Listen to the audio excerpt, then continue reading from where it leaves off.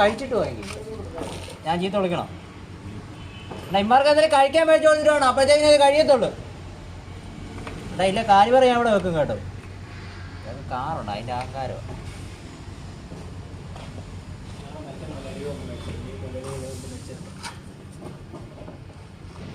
വെറും തന്നെയാ.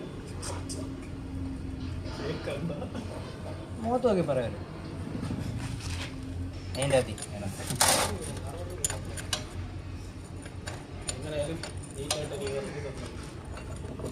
വണ്ടി വൃത്തിയാവും വേണം, കാശ് കൊടുക്കാനും ഇല്ല.